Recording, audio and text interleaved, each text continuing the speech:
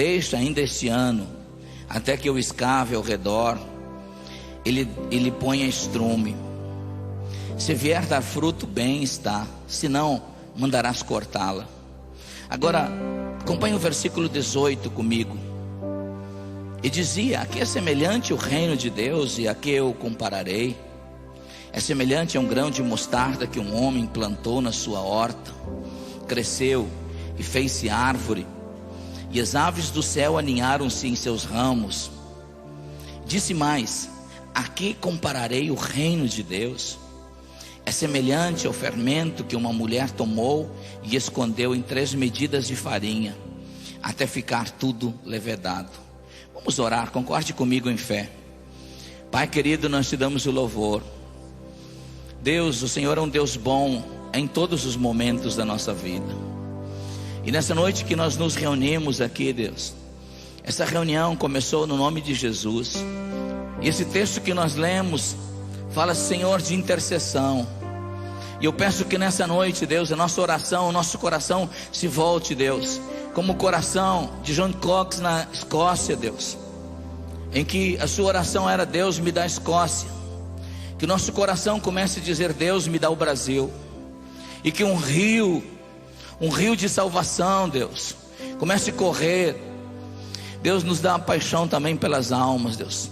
Suscita dentro da igreja, Deus, paixão por tua presença, mas paixão pelas almas que ainda não te conhecem. Deus, ministra o coração do teu povo essa noite. E Jesus, nós daremos a ti toda honra, todo louvor por tudo que acontecerá nesse recinto. E nós oramos no teu bendito nome, Jesus. Eu queria despertar no seu coração com essa mensagem, paixão por almas. E que a igreja volte, irmão, a ter uma grande paixão para que essa nação venha conhecer o maior avivamento de salvação que nós já vimos em todos os dias. E é interessante que quando a gente se reúne na igreja, num lugar como esse, ouve pregadores, a gente acaba encontrando uma revelação de Deus. Se nós olharmos a palavra de Deus, ela declara e é incontestável. A gente, quando folheia qualquer parte, qualquer folha da palavra de Deus, você vai ver onde Deus esteve. Deus esteve na criação, Deus esteve com Moisés, Deus esteve com José, Deus esteve com Davi. Isso é incontestável. A verdade de Deus, ela diz aonde Deus estava. Mas a revelação de Deus, ela diz aonde Deus está presente. E eu espero que essa noite seja uma noite que Deus traga uma revelação de Deus para o seu coração. Não para que você só fique pensando que Deus esteve no passado com alguém, mas para que você tenha uma revelação para Deus estar com você, com sua família, nessa geração onde você vive, para que você possa fazer uma diferença. Quando a gente às vezes olha para a igreja no domingo à noite, irmãos, o nosso caminhar com Deus, ele é livre. Às vezes nós nem precisamos de um pregador, nós nem precisamos de um músico. Nós podemos caminhar com Deus porque Deus está conosco. A libertação, ela precisa de uma gerência, de uma intervenção ministerial, humana. Se nós não entrarmos nessa brecha e entrarmos nessa intervenção de que as pessoas que não conhecem, não sabem caminhar com Deus, elas nunca encontrarão a libertação. Por isso, nesse texto fala muito de intercessão. E Deus chama pessoas para serem intercessores. A conferência é sobre adoração, mas interceder, sacrificar, também é adorar. Diga comigo: orar é adorar. Quantos de vocês, talvez hoje, se Deus tocasse no seu coração e fizesse um pedido, quantos Deus acharia aqui com interesse de ser um intercessor por esta nação? Aleluias. Vou falar de novo, menos para ouvir um amém.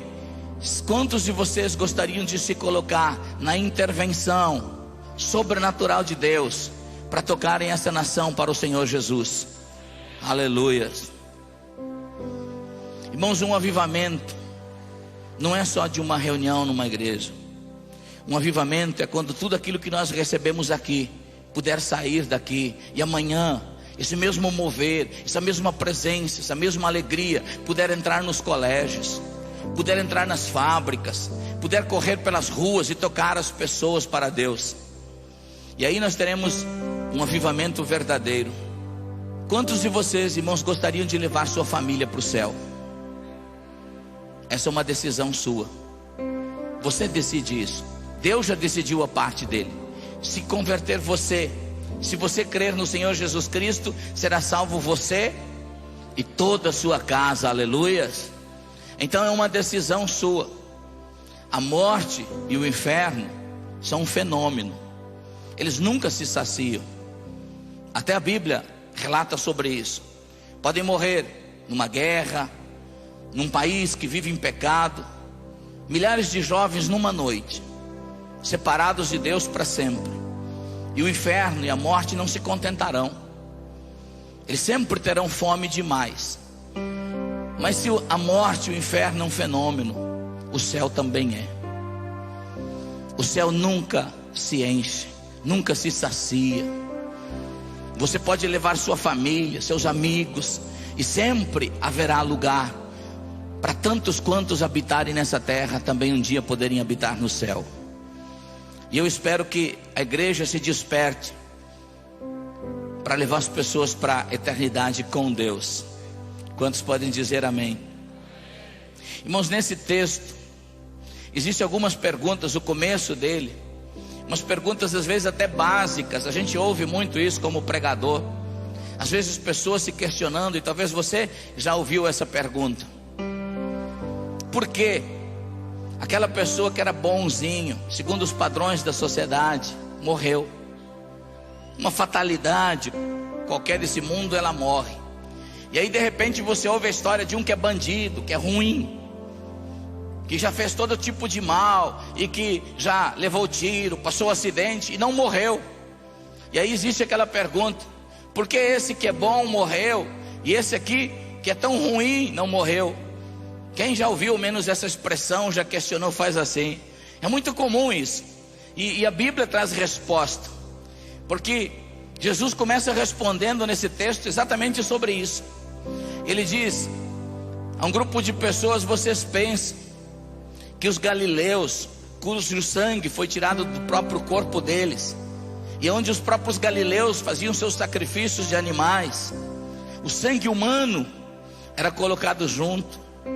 E o sangue, ao menos nessa época, no contexto religioso do tempo, o sangue humano, ele tinha uma importância vital, superior, e de repente ser misturado com o sangue de um animal.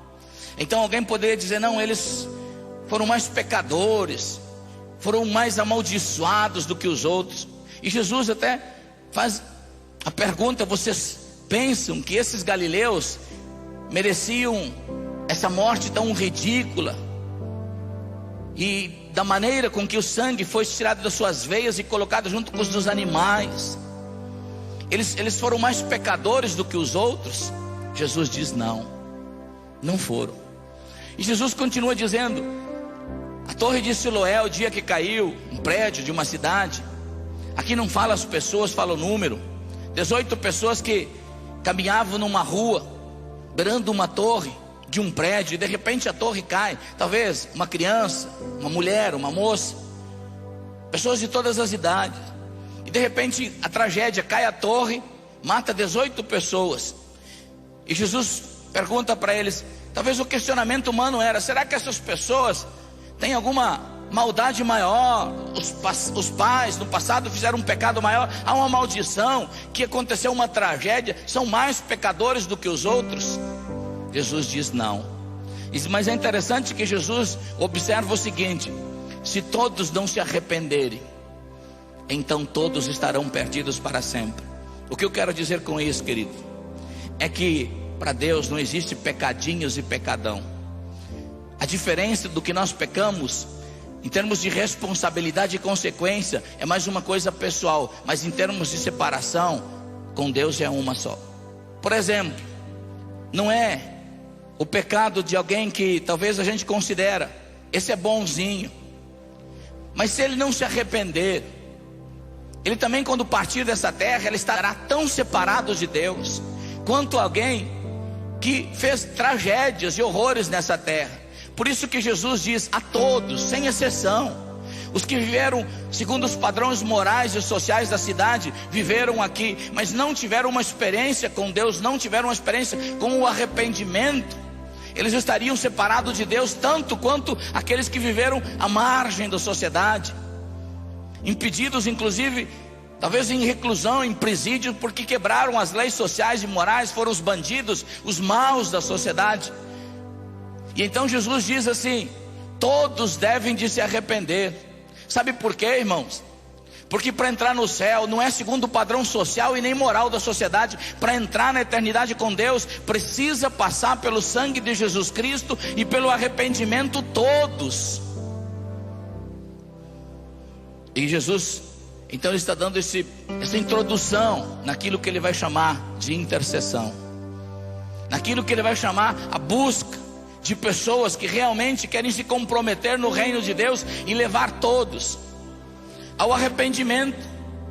Porque, irmãos, o céu, o padrão é a santidade por meio do sangue de Jesus Cristo. E a gente então tem que aprender a evangelizar, a levar, de que todos os que cercam a gente tem que passar pelo padrão de arrependimento, porque senão eles vão estar perdidos para sempre. Nós não podemos comparar a vida de uma pessoa boa por uma má, não é essa. E às vezes a gente assusta as pessoas falando mais do inferno. Olha, quando se partiu, se vai para o inferno. Irmãos, o inferno não é a pior coisa. A pior coisa é uma pessoa morrer separada de Deus. A separação de Deus é a pior tragédia do ser humano. Não há nada mais trágico nesse mundo do que alguém partir dessa terra separado de Deus, porque ele nunca mais poderá voltar para Deus. E quando Jesus diz que você pode ser um intercessor, ele também, é interessante que quando Jesus chama a gente, ele diz como fazer. Eu nunca vi Deus mandar a gente fazer alguma coisa aqui nessa palavra e não ensinar como. Quantos de vocês gostariam de ser um intercessor para levar sua família ao conhecimento de Jesus Cristo, seu bairro? Quantos gostariam? Faz assim. Então Jesus, ele vai ensinar como você fazer isso, como você ser um intercessor. E ele então cita a parábola da figueira estéril, uma figueira que não produzia fruto. E ele, por anos, o viticultor foi buscar um fruto e nunca achou. Isso é representatividade, uma parábola é uma lei espiritual. Na verdade é quase que uma metáfora. Deus fala uma verdade que inclui pessoas, mas através por objetos, aqui no caso planta. Isso é a parábola. E então há uma figueira, e essa figueira é o sujeito, a pessoa, que nunca produz fruto. Sabe quem é que não produz fruto? É quem não nasceu de novo. Toda obra de um ser humano que não nasceu de novo na terra, ela não produz fruto, porque as obras para nós só valem a partir do que quando nascemos de novo. É o momento em que somos ligados à videira verdadeira, e então que produzimos o fruto, porque estamos ligados a Deus. Não somos salvos pelas obras, fizemos as obras porque somos salvos, aleluias. Então não adianta a gente sair fazendo obras se não estamos ligados na salvação. No caso aqui, essa pessoa, ela estava pronta para ser cortada da terra. Deixa eu dizer uma coisa para vocês. Uma pessoa, qualquer sujeito, qualquer pessoa, qualquer ser humano, ela está pronta para ir para o inferno. E aqui o fogo, o corte significa a morte. O fogo, o inferno. Qualquer pessoa que não nasceu de novo, ela não precisa nada mais para ir para o inferno. Ela não nasceu de novo. E se ela morrer nessa terra, partir, ela partirá para a eternidade sem Deus. Quantas pessoas que a gente conhece não nasceram de novo, mas ele é tão novinho, não é a idade que vai impedir a pessoa de ir na perdição eterna. O que vai impedir a pessoa de ser levada para a perdição eterna é se ela chegou ao arrependimento. Então para sempre ela escapou da morte e do inferno, porque agora ela entrou em Cristo Jesus. Haverá uma vida e uma vida eterna para ela. Aqui aparece o intercessor. O intercessor, quando vê isso, diz: não, Senhor, espera aí, dá uma chance, deixa eu cuidar dela, deixa eu cuidar, e eu vou cuidar, vou cavar em roda dela, vou proteger ela, para que ela venha produzir fruto. E essa aqui é a parte do intercessor. O que é o intercessor? O intercessor é aquela pessoa que vai dizer: Deus, a partir de hoje, eu sou a pessoa que vai orar pelos outros. Deus, eu a partir de hoje vou ser aquele que vou orar por minha família. É aquele homem ou mulher que se coloca entre o caminho dos pecadores e o inferno, e ele tem então essa parte da libertação, essa intervenção de guardar essas pessoas e encaminhar elas para o céu. Porque nós encaminhamos, irmãos, as pessoas para o céu primeiro por oração. Vocês podem olhar na história de alguém que se converte. Busque essa pessoa por separado e olhe, pede. Aí você vai ver que por trás existe uma mãe, um pai, um avô, alguém que orou, alguém que passou um tempo buscando a Deus, dizendo: Deus, eu guardo essa pessoa em Cristo Jesus, não corta ela da terra, não deixe que as drogas matem meus filhos. Deus, não deixe que as drogas matem os jovens da cidade. Deus, é você se colocando como uma intervenção de Deus para a libertação das pessoas. Quantos de vocês ainda gostariam de ser intercessores? Aleluias. Eu acho interessante, quando eu me converti, depois eu fui para o ministério, e eu mudei de uma cidade muito pequena para uma cidade grande. Grande no sentido, era uma cidade de, assim como Joinville, 500 mil de pessoas, mas era muito grande em relação à cidade onde eu me converti e onde eu vivia. E a cidade grande, para quem é bem do interior, assusta. Eu havia ido visitar uma família no bairro, e eu não sabia muito a cidade. No caminho de volta eu me perdi, e quanto mais eu andava, mais perdido eu ficava. Aí eu vi uma placa, de repente eu observei uma placa na estrada que dizia assim: logo à frente, intercessão. E eu segui aquele caminho, e quando eu cheguei talvez uns 500 metros na frente, havia essa intercessão, aquilo que nós podemos falar mais como rotatória. E essa intercessão era algo que era como se estivesse no centro de todas as estradas, de todos os caminhos. E ali então tinha um indicativo: esse caminho vai para o centro, esse para o bairro, esse para o bairro tal, e um indicativo. E eu me senti tão bem, porque quando eu avistei aquilo, eu pude avistar o caminho do centro, e eu contornei aquela rotatória e cheguei na minha casa. Foi nesse tempo que à noite eu comecei a meditar a respeito exatamente desse assunto de intercessão. Como é que os perdidos se encontram? Irmãos, quanto uma pessoa perdida está nessa terra, quanto mais ela anda, mais perdida ela fica. E o que é que nós podemos fazer? Nós podemos parar isso, ser aqueles que dizem: Deus, a partir de hoje eu não vou brincar de ser crente. Deus, a partir de hoje eu não vou querer que a minha oração seja: Deus, me dá uma bicicleta nova todo dia, Deus, me dá um carro novo, Deus me dá. Eu quero ser um crente diferente. Deus, eu quero ser um crente porque eu vou viver muito mais no céu do que na terra. E eu não quero viver um tempo só que eu quero levar os perdidos junto. Deus, então eu vou me colocar como intercessão. E é uma decisão pessoal, irmão. Para que haja um grande avivamento numa cidade, não adianta convidar conjuntos que cantam, homens e mulheres que gravam um disco, não. Avivamento vem porque houve alguém que um dia disse: Deus, visite minha cidade, Deus, visite os meus filhos.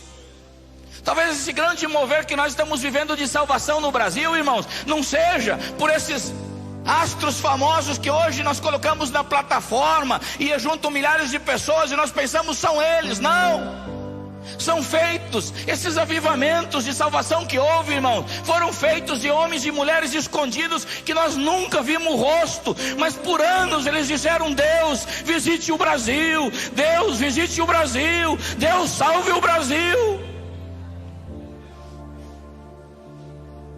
Foram verdadeiros intercessores, nunca mostraram a cara, nunca tiveram seus rostos estampados na mídia, mas poderão entrar no céu e ver que o céu é um fenômeno, que por tudo que eles oraram, havia espaço no céu. Quantos de vocês ainda gostariam de ser intercessores, irmão? Fome para Deus salvar essa nação. Às vezes a gente se preocupa pelo que os olhos veem. A igreja, ela quer muito hoje, prosperidade, quer isso. Eu acho que isso tudo Deus pode acrescentar, mas nós nunca podemos perder a maior paixão de Deus. A maior paixão de Deus, irmão, não é pelo valor imobiliário, mas é pelo valor das almas. A contabilidade de Deus se faz em almas. E eu, particularmente, irmão, eu vejo cada vez mais meu coração com fome de que essa nação se dobre, mas se dobre diante de Jesus Cristo, dizendo que Ele é Senhor. Ser um intercessor, aquele que decide: Deus, eu vou gastar um tempo por dia, e não vou mais aceitar tragédias, não vou aceitar mais que na minha cidade a morte e o inferno impere e roubem um terço da juventude, um terço dos adolescentes, e aqueles homens e mulheres, moços e moças que podem vir numa conferência dessa e não querer que toda a conferência for por seu ego, mas resolvido: Deus, eu quero sair com uma revelação no meu coração, de que o Senhor está comigo, que o Senhor não esteve só com Moisés, e quando eu orar, o Senhor vai tocar essa cidade, o Senhor vai parar a pornografia, o Senhor vai parar as drogas, o Senhor vai visitar o Brasil. É uma decisão de cada um. Na Segunda Guerra Mundial, tem um acontecimento na Marinha nos Estados Unidos que é interessante. Na guerra nos Estados Unidos, quando os filhos se alistam, me lembro quando veio o alistamento para os meus filhos se alistarem, me deu um gelo no coração, porque lá quando vai para a guerra não sabe se volta. Não é como no Brasil. O Brasil não é um país de guerra, os Estados Unidos é. E os filhos vão e muitas vezes nunca mais voltam para casa, voltam num caixão. E o filho de uma mulher crente, uma senhora pequena, fraquinha, já viúva, ele se alistou para a guerra na Marinha dos Estados Unidos, isso na Segunda Guerra Mundial. E então ele não era cristão, e essa mulher disse: Deus, eu não posso permitir que meu filho parta sem te conhecer. E o filho se foi para a guerra. E aquela mulher, todos os dias lá no seu quarto, dizia: Deus, não permita que o meu filho parta sem se arrepender. E esse moço, ele embarcou junto com mais 80 tripulantes num submarino. E nas águas do Japão, esse submarino pifou, seus motores apagaram, e eles desceram ao fundo do mar. Então, por comunicação, o comandante, depois de ver todas as condições de reaver os motores, não conseguiu, chamou 80 tripulantes e colocou a situação: nós temos oxigênio por mais 24 horas, depois todos nós vamos morrer. Uma máquina de milhões e milhões de dólares, 80 vidas. E ele, tentando aquele silêncio geral, perguntou: alguém conhece Deus aqui para pedir um milagre? Aí houve um silêncio em geral, ninguém falou nada. Depois do silêncio, aquele moço disse assim: comandante, eu não conheço, mas a minha mãe, ela conhece. Porque às vezes eu passo no quarto dela e eu vejo ela falando Deus. É tão íntimo. Ela fala com Deus. E aquele comandante então mandou que toda essa tripulação se ajoelhasse e fizesse uma seguinte oração: Deus, da mãe do soldado tal, visite ela agora, onde ela estiver, para que ela possa pedir um milagre, que a gente seja salvo. Isso era horário na madrugada dos Estados Unidos. Então Deus acordou aquela mulher num sonho, numa visão, e mostrou exatamente a condição em que se encontrava esse submarino. Mostrou 80 homens que iam partir dentro de horas, prontos, todos prontos para o inferno. E ela se ajoelhou e disse: Deus, não permita que meu filho parta sem antes se arrepender. E inexplicavelmente, sem nenhuma explicação, os motores daquele submarino ganharam força novamente. Então houve, inclusive, muita euforia. Chamaram eles, porque a máquina foi salva, máquina de milhões de dólares, e que eles iam passar por uma espécie de comemoração. Mas o comandante disse: não, antes de nós termos qualquer recepção, nós queremos que você envie alguém, um mensageiro, na casa da mãe do soldado, e ela tem que falar desse Deus, porque se não fosse por ele, nós não estaríamos. Então, antes de qualquer homenagem ou comemoração, aquela pequena mulher viúva, franzina, pregou o evangelho para 80 pessoas que se renderam aos pés de Jesus Cristo. Irmãos, eu gostaria que essas velhinhas nunca sumissem da igreja, porque às vezes igrejas inteiras acham que são carregados por músicos, mas não sabem que são carregados por mulheres às vezes frágeis, que se dobram horas e horas diante de Deus e dizem: Deus, visite a minha cidade, Deus, visite os meus filhos, Deus, visite essa cidade, Deus, visite.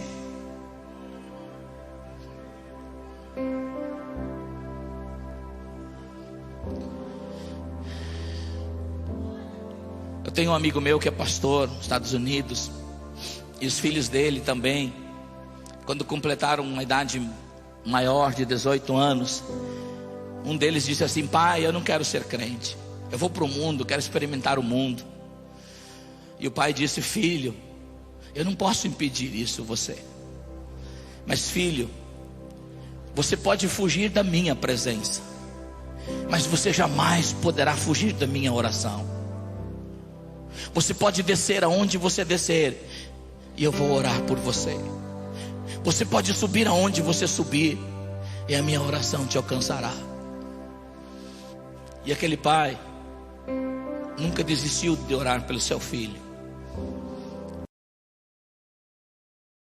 Um dia ele estava na garagem da sua casa, mexendo no seu carro. Ao abrir o porta-mala e mexer, de repente Deus abriu uma visão para ele e mostrou o que estava ocorrendo com seu filho. O seu filho estava em uma distância de mais de 2.500 quilômetros dali, numa farra de drogas, ele e mais um amigo seu. E eles entraram num apartamento com grande quantidade de drogas. De repente o amigo do seu filho começou a ingerir drogas, e o seu filho também. Mas de repente a visão se focalizou para o amigo do seu filho. E assim que ele começou a ingerir aquelas quantidades de droga, alguns instantes depois ele começou a ter convulsão, porque o efeito das drogas foi letal, a dose foi muito forte. Ele começou a ter convulsões, e de repente entrou um demônio. O espírito da morte entrou e tomou esse jovem. E esse meu amigo disse que a última sensação da vida desse moço foi de que ele arregalou os olhos e gritou horrivelmente. E a palavra que ele disse mãe. Às vezes a gente pensa que as pessoas não terão consciência da morte, mas todos têm. A diferença é que quem morreu sem Cristo tem o horror da morte. Os que com Cristo, o prazer da vida. Até na afeição de quem dorme em Cristo é diferente do que quem morre separado. E então esse pregador amigo meu diz que de repente o Espírito de Deus levou ele naquela visão a olhar o seu filho, estava tendo a mesma convulsão que ele, que o seu amigo. Então aquele mesmo espírito de morte veio sobre ele. Mas quando aquele espírito de morte veio sobre ele, um grande anjo de Deus veio e entrou no lugar e parou-se do lado do filho. E simplesmente fez assim com a cabeça, como dizendo: nesse aqui não pode tocar. Então aquele grande anjo de Deus tocou com a mão naquele menino, ele começou a vomitar aquelas drogas.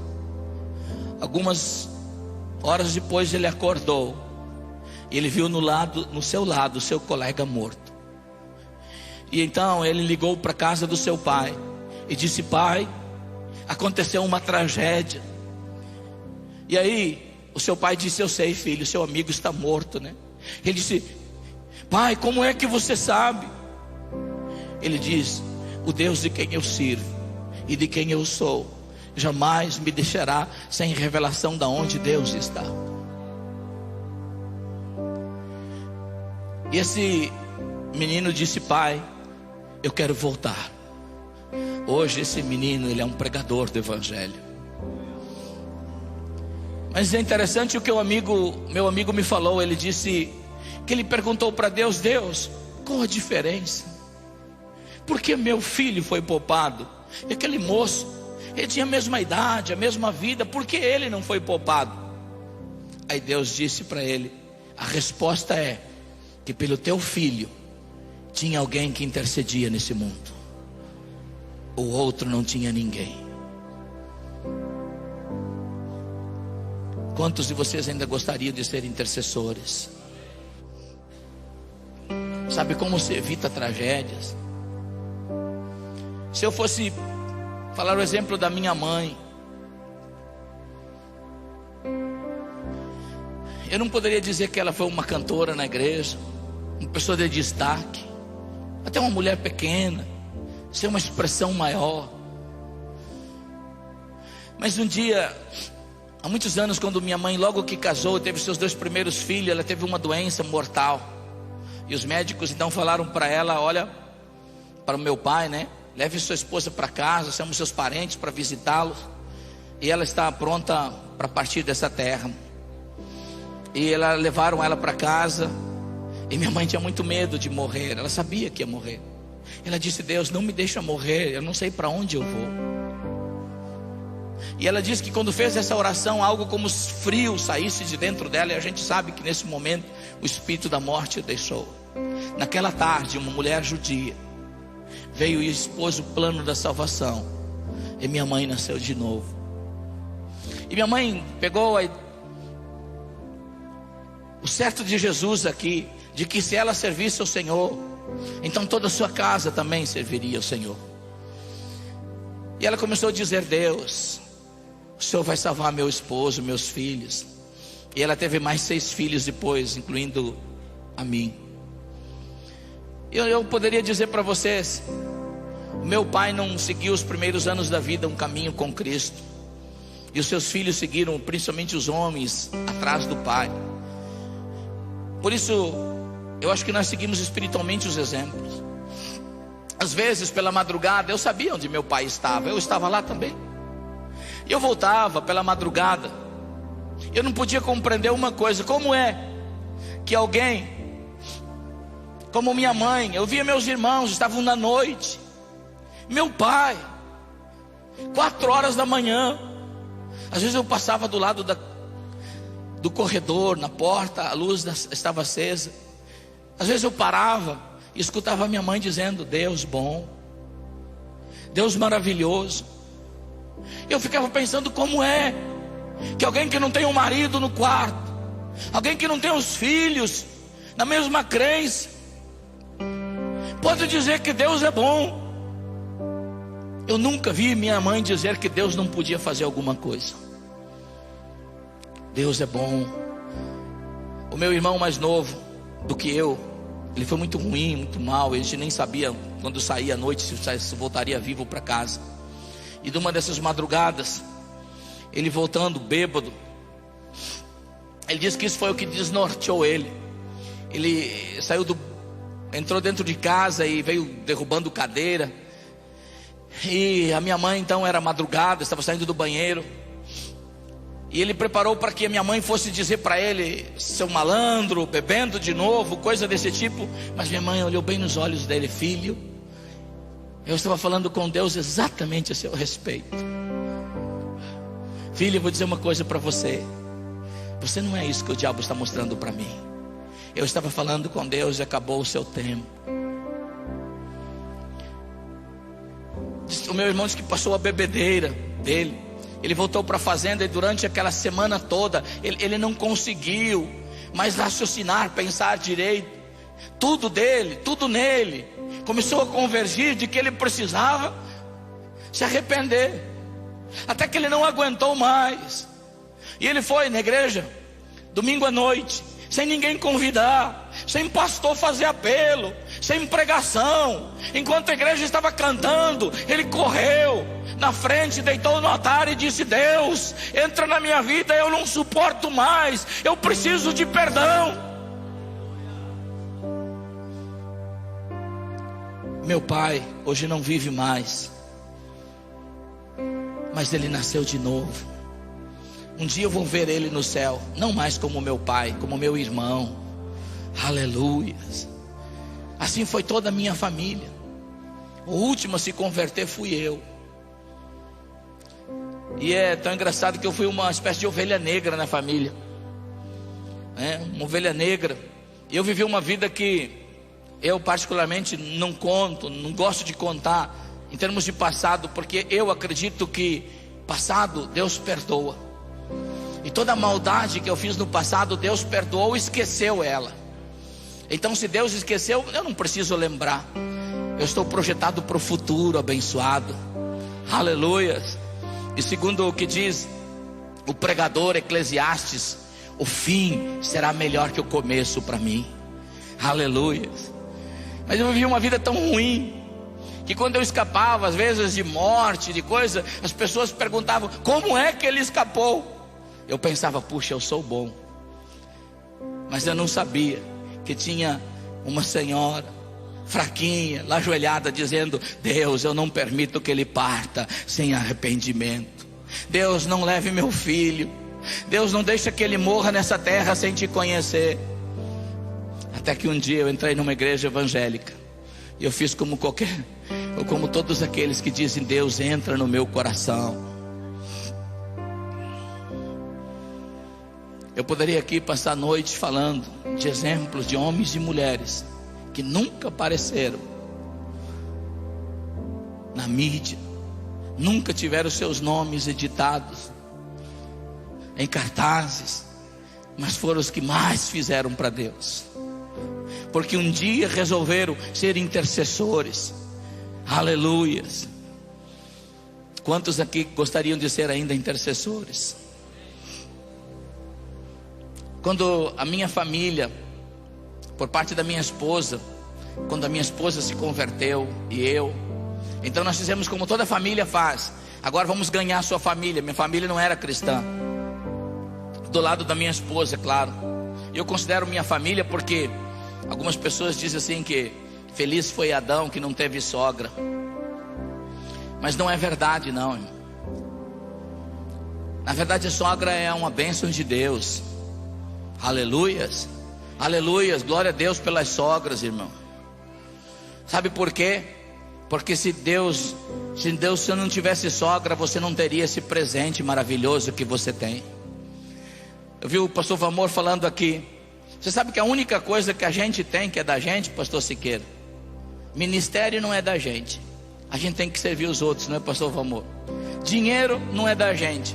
A gente tem que servir a obra de Deus. Os filhos que a gente tem não são da gente. Os meus Quando nasce um mocinho, ah, meu filho. Mas já vai ter gente algum tempo depois dizendo: Deus, arruma um varão para mim. Então os filhos também não são da gente. Depois de um tempo vem. Eu tenho 3 filhos, um está indo embora, os outros estão debaixo de oração, né? Alguém dizendo: Deus, arruma um varão para mim.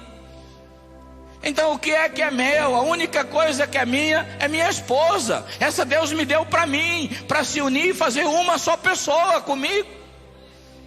Por isso, se eu não amasse minha sogra, eu estaria amaldiçoando a fonte de onde saiu a minha bênção.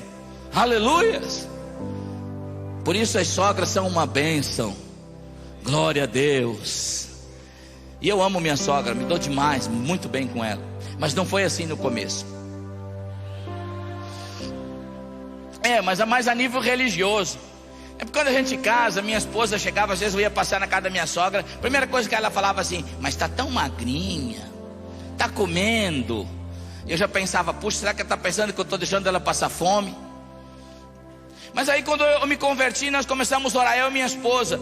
Vamos fazer a condição de intercessores. Nós falávamos: Deus, comece a salvar meu sogro, minha sogra, minhas cunhadas, meus sobrinhos. Deus, entre na minha família.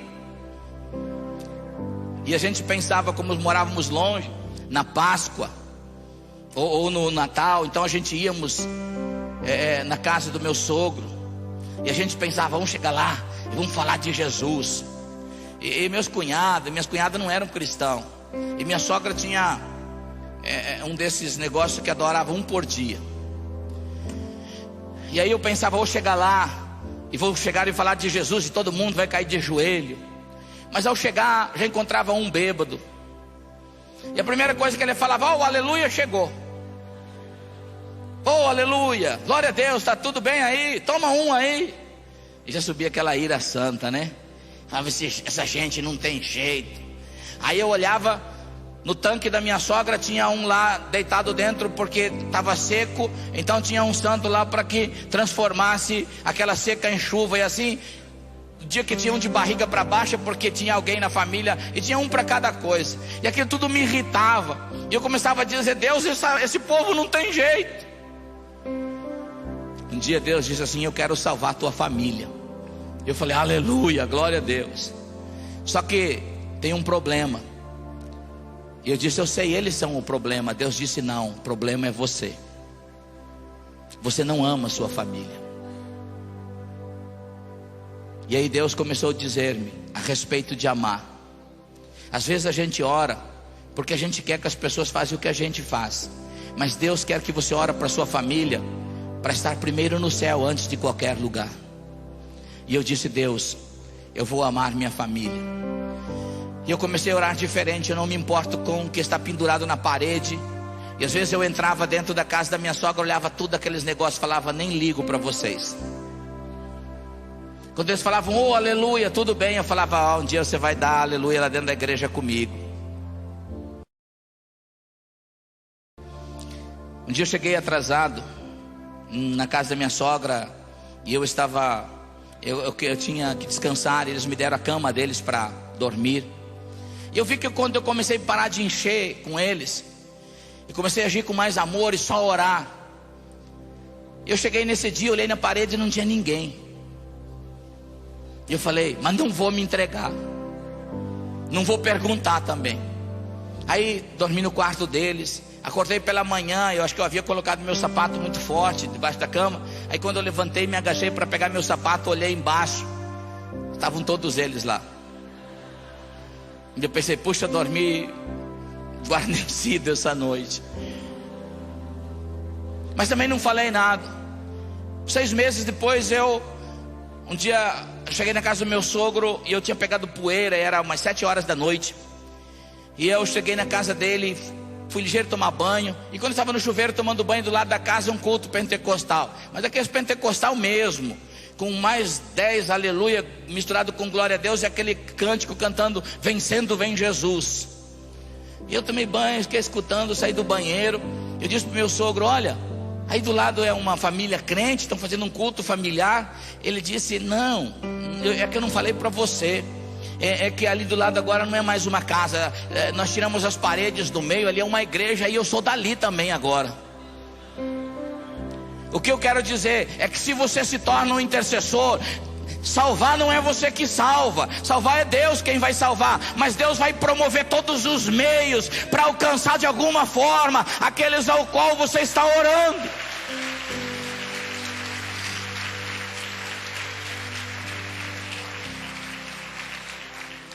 E disse mais: a que eu compararei o reino de Deus? Primeiro Jesus diz o que é o reino de Deus. Diga comigo: o reino de Deus. Às vezes a gente olha para a mensagem de escatologia e a gente, como Deus vem pegar a gente, que dia que vem, que dia que não vem. E às vezes existe até uma escatologia de medo sobre isso. Deixa eu dizer uma coisa para vocês: quando você nasceu de novo, Jesus pode voltar de meio-dia, de tarde, de madrugada. Quando Ele voltar, você já está nele. Aleluias. Porque o reino de Deus está em vós. Se o reino de Deus está em mim, então Jesus diz: eu comparo você a quem? A quem eu comparo? Vem cá, um dos meninos aqui, vem cá, Jonathan. Se o reino de Deus está no Jonathan, Jesus disse assim: olha, não fique com medo que Jesus está lá, não, porque o reino de Deus está em vós. Então, nós não esperamos mais Jesus como um ladrão, eu espero Jesus como Senhor. Aleluias. Então o reino de Deus está em vós. E aí Deus diz: a quem eu compararei vós? A um grão de mostarda que alguém pegou e semeou numa horta, e essa pequena semente de hortaliça cresceu e tornou-se uma grande árvore, e as aves dos céus vieram e acharam lugar nela. E Jesus continua dizendo assim: a que eu compararei o reino de Deus? Quando Jesus diz duas vezes, porque psicologicamente quando a gente tenta reafirmar muito uma coisa, é porque a gente não está acreditando nela. Mais ou menos é isso, né? Mas quando Jesus diz, não é isso. Quando Jesus diz, é porque é muito importante. É mais do que a importância normal. A que eu compararei o reino de Deus? A um pequeno pedaço de fermento que uma mulher pegou e colocou numa grande porção de farinha, até tudo ficar levedado. Deixa eu dizer algo: o poder não está no mundo. Quando o reino de Deus veio para dentro de uma pessoa, pode ser magrinho, feio como ele, mas o que acontece? O poder de Deus, agora o maior, não está mais no mundo. Se ele tem familiares que não são salvos, podem ser centenas, mas agora o poder não é aquele poder diabólico que leva aquelas pessoas para fora da salvação. O maior está com ele. Por quê? Maior é aquele que habita nele do que o que está no mundo. Agora o reino de Deus, a força de Deus veio para dentro de um ser humano, para que ele faça a intervenção de Deus. Quando eu era empresário, dentro do ramo que eu fazia, eu tinha padarias dentro dos supermercados, e a gente tinha feitio de pães, fazer, né? Às vezes na madrugada eu observava muito o que eu aprendi depois com isso. Os meus padeiros, eles pegavam sacos, a gente importava uma farinha que vinha num saco maior de, parece que 80 quilos, uma coisa assim. Precisava 2 homens para colocar dentro de um recipiente, cabia 3 ou 4 sacos daquele, pôs água e outras coisas, isso dava umas centenas de quilos. Por fim, o padeiro vinha com um fermento que cabia na mão e jogava dentro daquele recipiente, e botava uma grande mão de ferro mexer, uma alavanca, e ele mexia aquela massa, farinha, água, fermento e outras coisas mais, até tudo ficar numa massa homogênea. Depois de uma meia hora batendo daquele jeito, a gente começava a observar que aqueles centenas de quilos de farinha e de água começavam a crescer. Sabe por quê? Porque a maior força não era a farinha, A maior força não era aquela água, a maior força estava concentrada no fermento. Ele é que determinava para onde ia a massa. Deixa eu dizer uma coisa: quando você é colocado no terreno da intercessão e começa a dizer: Deus, salve minha família, Deus, salve meu bairro, a força não está concentrada no bairro, nem nas pessoas que estão no mundo. Quem vai mover todas as coisas é em você, porque aquele que é maior habita em você, e é Ele que move todas as coisas. Aleluia! Agora, como isso funciona na prática? Vem cá, fica em pé. Cadê meus pregadores? Jefa, vem cá. Vocês gostariam de ser intercessores? Aleluias. Eu vou mostrar como isso funciona na prática. Imagine que o Jonathan, ele é cristão. Então, vira aqui. E nós vamos exemplificar que o norte, aqui seja o norte. Então, aqui está o reino de Deus e tudo que o reino de Deus tem, as coisas boas. Ele é uma pessoa que, ele é ministro de louvor, adora a Deus, tem uma igreja. Mas o Jefferson, que idade você tem, Jeff? 26, meu Deus. O Jefferson, igual o Jefferson, tem milhares de jovens, não é o caso aqui, mas que nunca conheceram a Deus, nunca viram a Deus, estão nas drogas. E eles, se você pegar eles e falar assim: olha, está vendo o reino de Deus, aquele louvor, aquelas coisas boas de Deus, ele vai falar: é coisa de atrasado. Sabe por quê? Porque como ele não nasceu de novo, ele só sabe olhar para o mundo. Ele acha que as drogas, o álcool e as coisas que tem no mundo é que são as coisas boas para ele.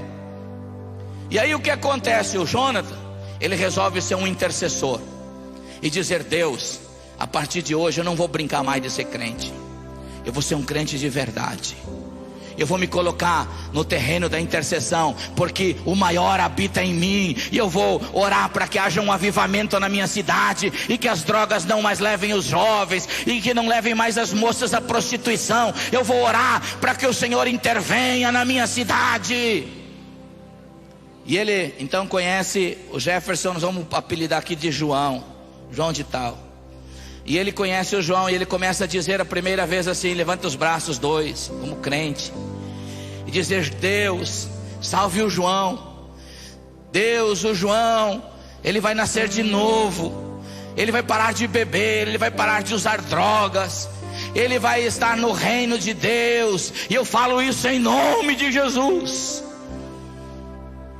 Glória a Deus. E aí, todo dia ele vai levantar as mãos e dizer: Jesus, obrigado pela salvação do João. Aí domingo que vem ele vem na igreja. Aí ele pensa que vai ver o João aqui na igreja. Aí ele olha, não encontra o João. Aí ele voltando para casa, está o João caído na sarjeta. Aí ele vai passando e fala: ô João. O João fala: ih, aleluia, o que é que você quer aí, aleluia? Aí o diabo diz para ele: olha, esse aqui não tem jeito, não adianta orar por ele. Isso é o que o diabo diz. Você não ouve mais o diabo, você ouve que o maior está em você e não nele. E é esse que vai vencer, aleluia. Então você continua todos os dias: Deus, obrigado pela salvação do João. Sabe o que vai acontecer um dia?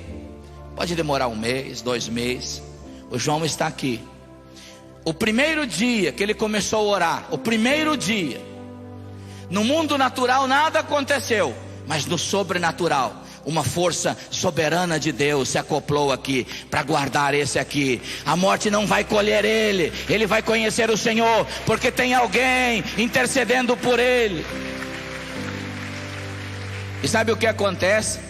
Todos os dias que o Jonathan, levante suas mãos, começa a dizer: Deus, obrigado pela salvação do João, sem que o João perceba, essa força sobrenatural vai movendo ele. De repente, um dia, os olhos dele são abertos. Ele olha e fala: Deus, então esse é o seu reino. E ele também terá consciência do pecado e vai dizer: Deus, então isso que eu achei que era a vida, a droga, isso é a morte. Mas Deus, o Senhor é a vida. E alguém vem e diz: João, Você quer nascer de novo? Ele diz: sim, eu quero. E aí o que acontece? Vem o João, vem o Pedro, vem a Maria. É o maior que está nele, é que move toda a massa. Obrigado. Aleluia. Maior é aquele que está em você. Mãe, nunca desista dos seus filhos. Nunca desiste de orar por um avivamento. Ah, mas já faz 10 anos que eu oro. Não importa. O céu não é 10 anos, não é 5 anos. É séculos dos séculos dos séculos que as pessoas vão viver com Deus. Eu conheço história de gente que orou por 30, 40 anos, mas colocou a pessoa no céu, colocou. Eu queria fazer um apelo essa noite. Na igreja primitiva, nós tivemos o maior mover de salvação que já houve. Mas quando a gente olha para a lei, quando uma mulher era estéril, ela era considerada amaldiçoada, desamparada por Deus. Ali não havia mais procriação. Toda a vida terminava ali. E era a maior vergonha alguém ser estéril. Deixa eu dizer algo para você. A maior vergonha de uma igreja é quando ela não ganha mais ninguém para Jesus. Quando ela se torna estéril. Ela pode ter os melhores cantores, os melhores pregadores, mas o que dá vida a uma igreja são almas novas. Eu espero, irmãos, que dentro do Brasil haja um grande mover, que haja milhares e milhares de bebês chorando nos próximos meses e anos nessa nação. Gente que vem correndo para Jesus. E eu queria também fortalecer o coração, seu coração, moço e moça.